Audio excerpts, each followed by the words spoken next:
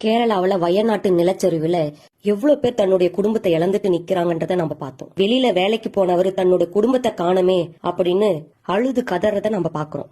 இன்னொருத்தர் தன்னோட மகன் கையா இல்ல மக கையான்னு கூட தெரியாம கை மட்டும் கடிச்சத வச்சு இறுதி சடங்கு செய்யறதையும் நம்ம பார்த்தோம். அதுக்கப்புறம் வெளியில வேலைக்கு போனவரு தன் குடும்பத்தை வந்து பாக்குறப்போ தன்னுடைய குடும்பமே இல்லையே அப்படின்றதுக்காக தானாவே தண்ணியோட தண்ணியா அடிச்சுக்கிட்டு போய் தன்னுடைய உயிரை கொடுக்கறதையும் நம்ம பாக்குறோம். இன்னும் நிறைய பேர் தன்னுடைய குடும்பம் இருக்கா இல்லையா, இல்ல மண்ணுக்குள்ள புதைஞ்சிருக்கா, இல்ல தண்ணியோட தண்ணியா அடிச்சுட்டு போயிருச்சா அப்படின்றது கூட தெரியாம தவிச்சிட்டு இருக்காங்க. துக்கம்ன்றது இதுதாங்க துக்கம். நம்ம நினைச்சிட்டு இருக்கோம் துக்கம்ன்றது நான் கருப்பா இருக்கேன், ஒல்லியா இருக்கேன், குண்டா இருக்கேன், இல்ல பக்கத்து வீட்டுக்காரன் கிட்ட பேசல, சொந்தக்காரன் கூட பேசல, சொந்தக்காரன் என்ன ஒதுக்குறான். துக்கம்ன்றது இது இல்ல, அதுதான் துக்கம். எல்லாமே இழந்துட்டு ஜீரோல இருக்கிறாங்க.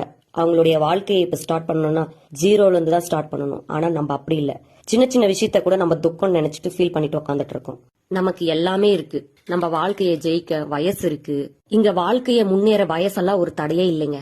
60ல ஜெயிக்கிறதையும் நம்ம பாக்குறோம், 20ல தோக்குறதையும் நம்ம பாக்குறோம். அதனால வாழ்க்கையில முன்னேறணும்னு மட்டும் நினைங்க.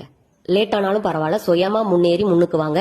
ஏன்னா நாமே நமக்கு சொந்தம் இல்லைன்னு இந்த வயநாடு சம்பவம் அதை ப்ரூவ் பண்ணிருச்சு. கேரளா வயநாட்டு சம்பவத்தை அனுபவிச்சவங்களுக்கு தாங்க துக்கம். நமக்கு இருக்கிறதெல்லாம் ஒரு நுனி அளவு கூட துக்கமே இல்ல. நமக்கு உள்ளதெல்லாம் துக்கமே இல்லைங்க. துக்கம்ன்றது அதுதான்.